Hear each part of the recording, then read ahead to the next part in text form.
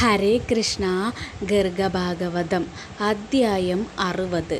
ശ്രീകൃഷ്ണ ഭഗവാന്റെ ഗോലോകധാമ ആഗമനം.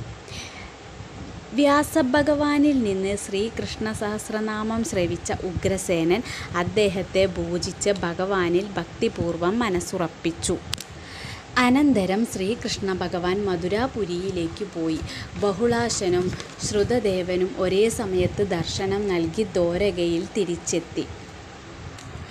പാണ്ഡവന്മാർ വനവാസവും അജ്ഞാതവാസവും അനുഷ്ഠിച്ചിട്ടും ശ്രീകൃഷ്ണ ഭഗവാൻ അപേക്ഷിച്ചിട്ടും കൗരവർ പാണ്ഡവന്മാർക്ക് അവകാശപ്പെട്ട രാജ്യത്തിൻ്റെ ഒരംശം പോലും കൊടുക്കാൻ തയ്യാറായില്ല.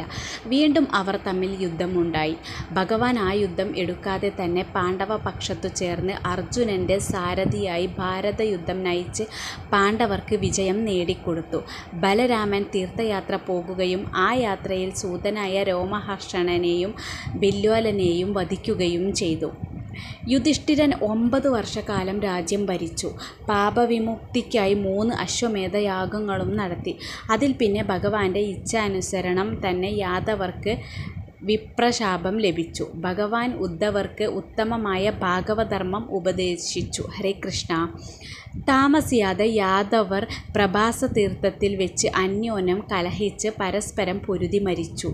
ബലരാമൻ മനുഷ്യദേഹം വെടിഞ്ഞു സ്വധാമത്തിലേക്ക് പോയി. ഭഗവാൻ ദേവന്മാർ വരുന്നതു കണ്ട് അപ്രത്യക്ഷനായി. വൃന്ദാവനത്തിൽ ചെന്ന് നന്ദഗോപൻ, യശോദാദേവി, രാധിക, ഗോപികമാർ എന്നിവരോട് കൂടി ചേർന്നു.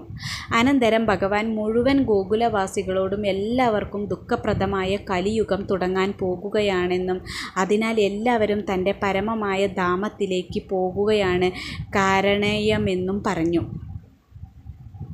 അപ്പോഴേക്കും ഗോലോകത്തു നിന്നും അത്ഭുതകരമായ ഒരു രഥം ഇറങ്ങി വന്നു.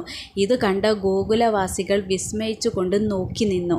ആ സമയത്ത് ശ്രീകൃഷ്ണ ഭഗവാന്റെ ശരീരത്തിൽ നിന്ന് കോടിക്കണക്കിന് കാമദേവന്മാരെക്കാൾ സുന്ദരനും ചതുർഭുജധാരിയുമായ വിഷ്ണു പുറത്തു വന്നു. ബ്രഹ്മാണ്ഡത്തിൻ്റെ അധിപതിയായ ആ വിഷ്ണു ലക്ഷ്മിയോടൊന്നിച്ച് രഥത്തിൽ കയറി ക്ഷീരസാഗരത്തിലേക്ക് പോയി. അനന്തരം ഉത്ഭവിച്ച നാരായണൻ മഹാലക്ഷ്മിയോട് ചേർന്ന് ഗരുഡൻ്റെ പുറത്തു കയറി വൈകുണ്ഠത്തിലേക്കും നരനാരായണന്മാർ ബദരി ആശ്രമത്തിലേക്കും പോയി. അതിനുശേഷം പരിപൂർണതവനായ ശ്രീകൃഷ്ണൻ രാധാറാണിയോട് കൂടെ ഗോലോകത്തിൽ നിന്ന് വന്ന രഥത്തിൽ കയറി. നന്ദാദി ഗോപന്മാരും യശോദ മുതലായ ഗോപന്മാരും സ്വന്തം ശരീരങ്ങൾ ത്യജിച്ച് ദിവ്യദേഹധാരികളായി ഭഗവാന്റെ രഥത്തിൽ കയറി സർവ്വജീവജാലങ്ങളോടുകൂടി ഗോലോകധാമത്തിലേക്ക് പോയി. ശേഷനാഗത്തിൻ്റെ മടിയിൽ അവർ ഗോലോകം കണ്ടു. ഗോലോകവാസികളും ഭഗവാനും രഥത്തിൽ നിന്നിറങ്ങി രാധയോടൊന്നിച്ച് അക്ഷയവടത്തിൻ്റെ ദർശനം നടത്തിക്കൊണ്ട് ആ പരമധാമത്തിൽ പ്രവേശിച്ചു. അവിടെ അവർ വൃന്ദാവനവും യമുനാ നദിയും എല്ലാം കാണുകയുണ്ടായി.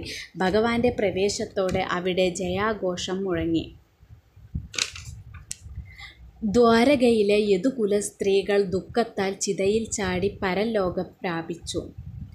അർജുനൻ എല്ലാവരുടെയും മരണാന്തര കർമ്മങ്ങൾ ചെയ്തതിനു ശേഷം ഹസ്തിനാപുരിയിൽ ചെന്ന് യുധിഷ്ഠിരനോട് എല്ലാ വിവരങ്ങളും പറഞ്ഞു. അദ്ദേഹം സഹോദരന്മാരോടും ഭാര്യയുടെയും കൂടെ സ്വർഗം പ്രാപിച്ചു.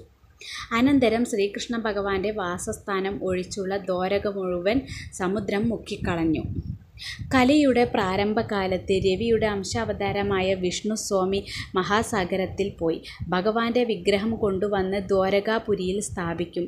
അവിടെ പോയി ദർശനം കഴിക്കുന്നവനും കൃഷ്ണൻ്റെ ധാമത്തെപ്പറ്റി കേൾക്കുന്നവനും പാപത്തിൽ നിന്ന് മുക്തരാകും. ഹരേ കൃഷ്ണ.